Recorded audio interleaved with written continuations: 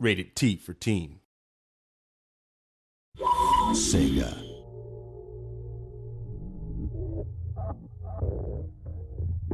Hi, my name is Rob Nichols. I'm a lead game designer here at High Voltage Software, and what that means is I'm responsible for all of the design activity on whatever project that I'm assigned to. Currently, I'm assigned to a little game you might have heard called the Conduit.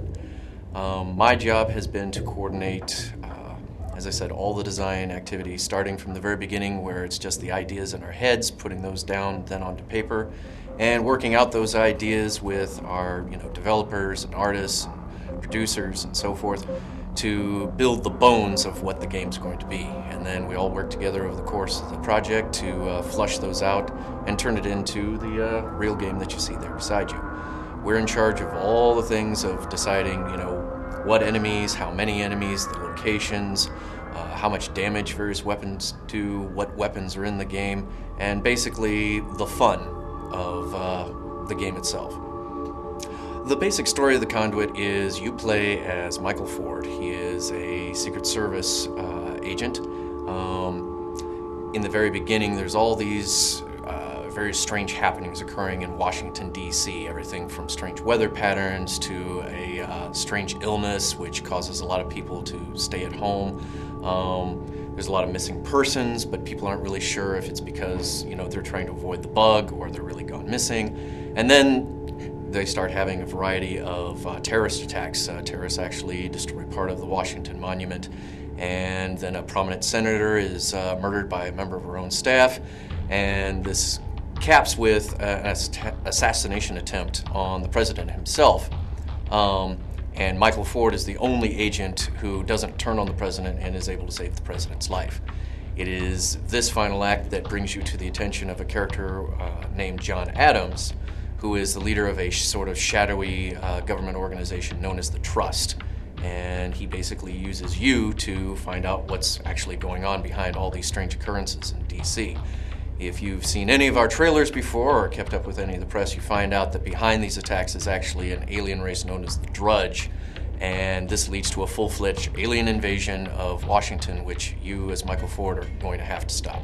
I would say the biggest challenge I had on this project as lead designer was it's my job to maintain the vision, the overall vision of the project.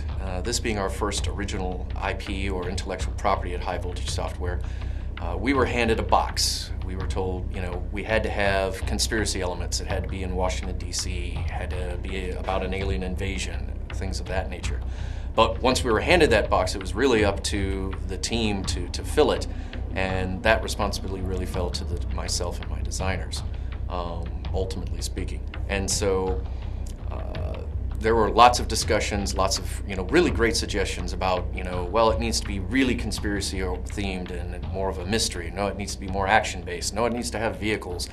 No, it needs to have 20-foot tall aliens hanging from the bottom of spaceships. All of these things which would make great games, but in a lot of ways different games. And so we had to concentrate on our core, which is a fast-paced action shooter with some conspiracy elements involved, but really, a good first-person shooter.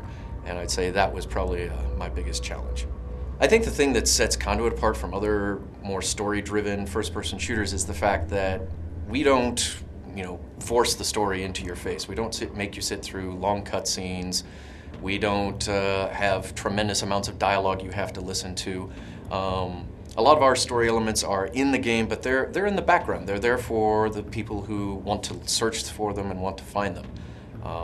We have various radios that can tell you various bits about what's going on elsewhere in Washington, D.C. We have news reports going on, so you hear what John Q. Public is being told, and lots of little hidden elements or objects throughout levels where you can go, why is that there, and why does it say MK Ultra or MJ12? What are these things? And feel free to Google those up and, as I said previously, kind of put the dots together and see how all of these things come together. So I guess in closing, I'd like to say thank you very much to all of our fans out there. Conduit would not be anything like it is today if it hadn't been for your support and your interest.